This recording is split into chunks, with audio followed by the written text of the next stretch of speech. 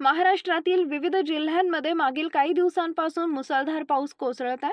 अशातच प्रादेशिक हवामान खात्याने पुढील 24 तासांसाठी पावसाबाबतचा अंदाज वर्तवला असून राजधानी मुंबईत हलका ते मध्यम पाऊस कोसळण्याची शक्यता वर्तवण्यात आली आहे।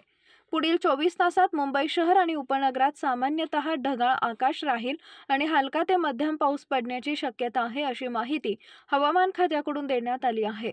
तसेच मुंबई शहरात कमाल आणि किमान तापमान अनुक्रमे 33°C आणि 27°C आसपास असणार आहे। हवामान खात्याच्या माहितीनुसार दक्षिण कोकणातील जिल्ह्यांमध्ये तुरळक ठिकाणी मुसळधार पाऊस पडण्याची शक्यता आहे।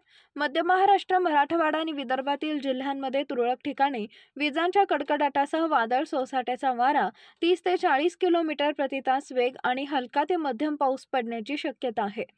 सोलापूर जिल्ह्यातील मोहोळ तालुक्यात नरखेड आणि बार्शी तालुक्यात पडलेल्या विजांच्या कडकडाटासह झालेल्या रोहिणी नक्षत्राच्या जोरदार पावसानं झोडपून काढलाय।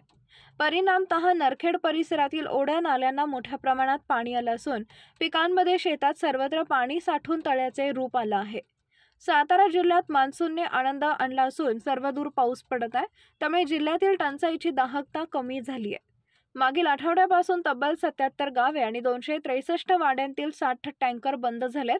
जिल्ह्यात दमदार पाऊस होत असून महाबळेश्वरला बुधवारी सकाळच्या पर्यंतच्या 24 तासात सर्वाधिक 75 मिलीमीटर पावसाची नोंद झाली आहे।